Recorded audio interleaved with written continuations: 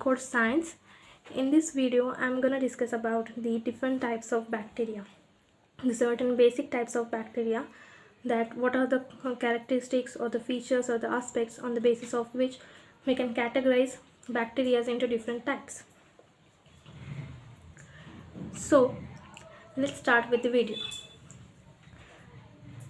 So as we're going to discuss about the different basic types of the bacteria in this video, so generally there are two basic types of bacteria are present. These are the very primitive and the basic types of bacteria. The first one is the Archaebacteria, and the second type is the Eubacteria.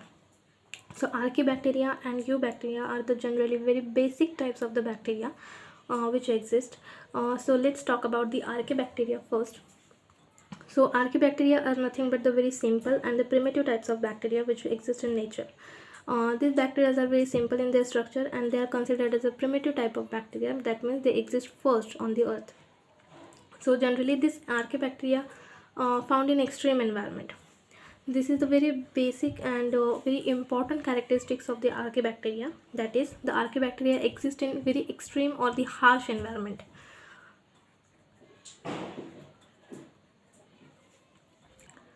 Archaebacteria exist in very harsh environments such as the low pH, then you can say like high atmospheric pressure or osmotic pressure, then high temperature.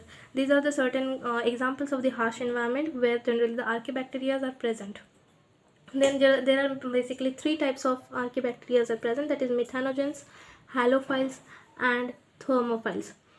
Then these are the basic types of Archaebacteria.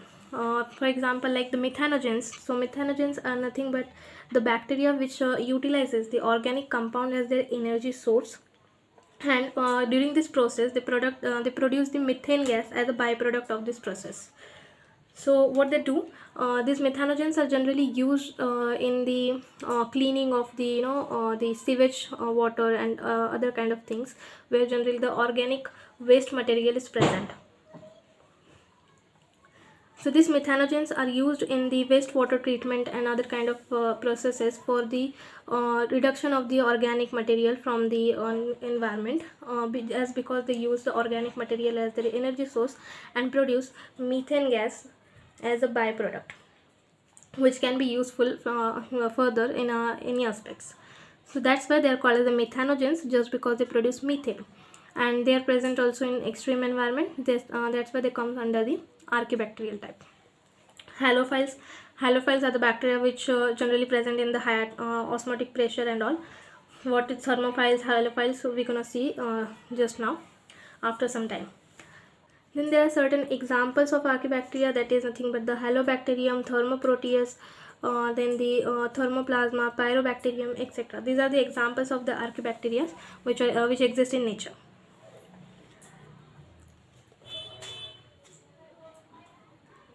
Then another basic type of bacteria is the Eubacteria. Eubacteria are little bit complex in nature, or you can say the complex in this structure compared to the Archaebacteria. Eubacteria are generally present everywhere, so they are also called as the omnipresent.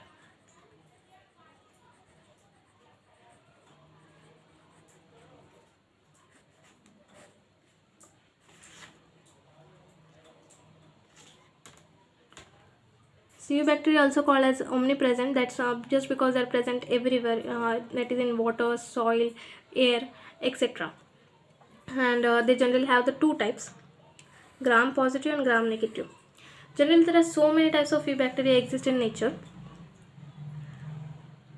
but mainly we classify Eubacteria as the gram positive and gram negative bacteria. This is a very famous method of classifying, or you can say discriminating the bacteria. Gram positive and gram negative bacteria, these are nothing but that generally we discriminate the bacteria on the basis of the staining technique. There is a one kind of staining technique which we call as a gram staining. So as we perform the gram staining with a bacterial culture, so we get the generally two types of stain bacteria, one which shows the violet or the purple color and another one which shows the orange color. So the bacteria which show the orange color generally considered as a gram-negative bacteria, and another one which generally shows the violet color are considered as a gram-positive bacteria. So this is a very famous method of classifying bacteria into two different categories. That's why we have taken the example of gram-positive and gram-negative bacteria here. Then what are the examples of eubacteria? So examples of eubacteria is nothing but the mycobacteria, bacillus, clostridium, etc. So these are only the genus name. Then mycobacteria, for example, you can say the Mycobacterium tuberculosis, etc. Bacillus. There are so many species comes under the Bacillus genus. Clostridium, for example, like Clostridium tetani, etc. Okay, so these are the general examples of the eubacteria. So all the normal types of bacteria comes under the category of eubacteria. Only certain types of bacteria such as the methanogens, halophiles, thermophiles, which shows different characters from the normal bacteria, and they exist in a very extreme environment, they generally comes under the archaebacterial family, or sorry, not family, but the archaebacterial group. So archaebacteria and eubacteria are the very basic types of the bacteria which are generally always considered even in the classification system also, like in 3-domain system of the classification and all. Then there are other types of bacteria also, or you can say the other methods also present, which on the basis of which we can discriminate bacteria into different categories. So we're gonna see those aspects or the factors on the basis of which we can discriminate bacteria, or we can classify bacteria into different groups. So a very important factor, which is nothing but the pH. So on the basis of pH, we can classify the bacteria into different types. So let's see the first type, that is the neutralophilic bacteria. So what is meant by the neutralophilic bacteria? So generally the maximum bacteria show the growth at neutral pH. Now keep this one thing in your mind, that now we are talking about the eubacteria, okay? Because archaebacteria are the exceptional cases. Those these bacteria generally can grow in harsh environment also, that is low pH, high temperature and all. But if we are talking about the neutral pH, and also we are talking about the eubacteria, generally whenever we talk about the examples of the bacteria, those are taken from the eubacteria group. So the eubacteria generally grow at the neutral pH, that is around 7, or maybe a slightly alkaline pH, that is around 7.2 to 7.4. So maximum time bacteria shows the growth, high growth, you can say high growth capacity or the rate at the neutral or the slightly alkaline pH, which is around 7.2 to 7.4. So this type of bacteria which shows the growth, high growth rate at neutral pH, those are called the neutralophilic bacteria or the neutrophilic bacteria. Not exactly the neutrophilic, but neutralophilic is more correct. Generally we use the neutralophilic term is because to discriminate this type of bacteria from the neutrophiles. We all know the neutrophiles.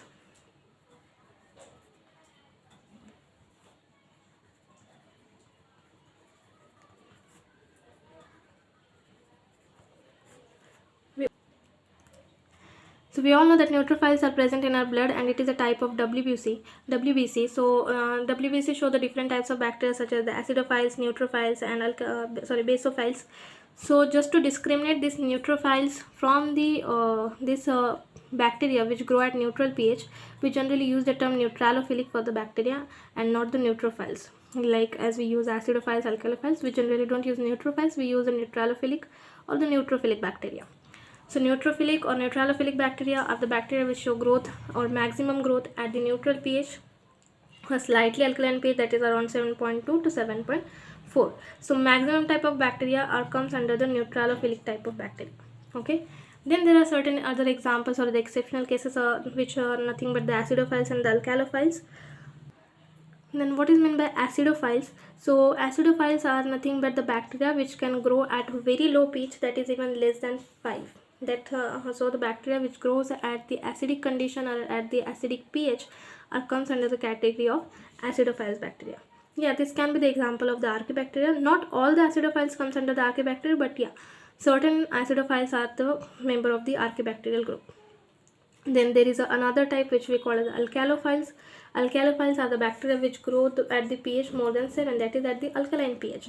We all know that the pH range is from 7, pH above than 7, it's the alkaline pH. So the bacteria which grow at the alkaline pH are generally considered as the alkalophiles. So these are the three basic types of the bacteria which comes under the category of pH. Another important factor on the basis of which we can classify the bacteria is nothing but the osmotic pressure. So osmotic pressure is nothing but the pressure which is amount of pressure which is required to apply to the solvent to prevent it from undergoing osmosis. So osmotic pressure, it is nothing but only the pressure which is required to prevent the osmosis, that the solution should not go under the process of osmosis. So this is the amount of pressure which is required to prevent the osmosis. So the osmotic pressure of the solution generally depends on the salt concentration. So generally the normal salt concentration which is required for the optimum growth of the bacteria is 0.5% to 1%. So bacteria generally show the optimum growth at 0.5% to 1%. See, whatever we have seen that as on the basis of pH, that the bacteria generally grow at the neutral pH, bacteria grow at the acidic pH, bacteria grow at the alkaline pH, etc. So these are nothing but the optimum conditions for their growth. As I told you that bacteria normally require the 0.5% to 1% of salt concentration. That means the bacteria require the 0.5% to 1% of salt concentration for their optimum growth.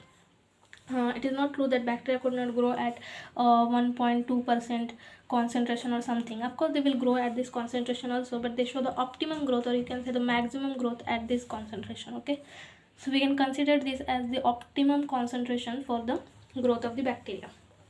But there are exceptional cases which are nothing but the halophiles. Halophiles are the example of the archaebacteria group. So halophiles are nothing but the bacteria which can grow at 25 to 30% of salt concentration. So maximum type of bacteria generally grow at 0.5 to 1% salt concentration, but these are the bacteria which can grow at very high salt concentration, that is nothing but the 25 to 30% of salt concentration.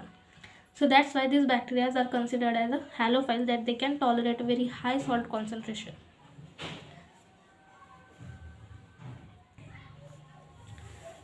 Then another type of bacteria, it is nothing but the barophiles.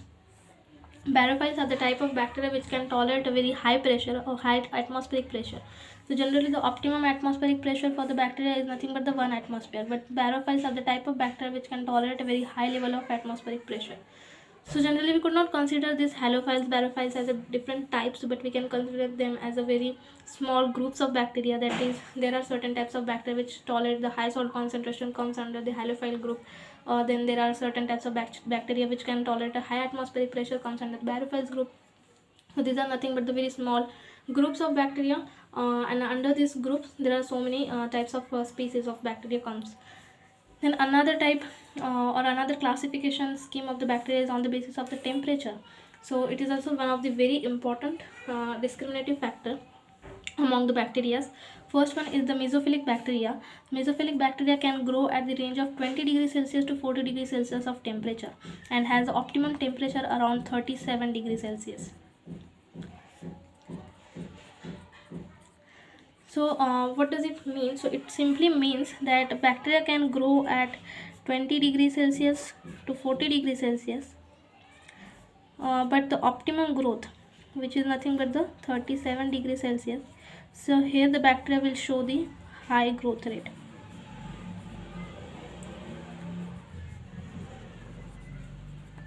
So at 37 degrees Celsius, bacteria will show the high growth rate, and it is the optimum temperature for the bacteria. So this type of bacteria comes under the category of the mesophilic bacteria. So all the human pathogens comes under the mesophilic bacteria category, because human has the body temperature of 37 degrees Celsius, which is nothing but the optimum temperature for the bacterial growth or the pathogens, and so that's why all the human pathogens comes under the mesophilic bacterial category. Then another type on the basis of temperature, it is nothing but the psychrophiles. Psychrophiles are the bacteria which can grow below the 20 degrees Celsius, and which has optimum temperature range around 0 to 10 degrees Celsius. So these are the bacteria which grow at very cold temperature. Okay, so they can grow under below 20 degrees Celsius and show optimum growth at 0 degrees Celsius also. Even at 0 degrees Celsius they can grow. So psychrophiles are nothing but the major reason of the deterioration of the refrigerated food. We generally consider the refrigeration of food as a preservation method for the food, but psychrophiles are the bacteria which are mainly responsible for the deterioration of the refrigerated food, because they can grow at very low temperature. Another type of the bacteria is nothing but the thermophiles. Thermophiles are the bacteria which can grow at very high temperature. Thermophiles are the bacteria which can grow at very high temperatures such as above 45 degrees Celsius to 80 degrees Celsius. And thermophiles shows the optimum temperature near around something 50 to 55 degrees Celsius or something. There is another subtype of the thermophile which are called as the hyperthermophiles, which can grow at 100 degrees Celsius to 110 degrees Celsius. So 100 degrees Celsius, that water starts to boil at 100 degrees Celsius. Okay, it is a very high temperature. So these are the hyperthermophiles which can grow at such high temperature. It is a very high temperature, that is 100 to 110 degrees Celsius. So hyperthermophiles are nothing but the subtype of the thermophiles. Okay, there is another one more type that is called as a thermoduric. Thermoduric are nothing but the bacteria which can tolerate, or you can say that which can tolerate high temperature, but they could not grow. They could not grow at high temperature.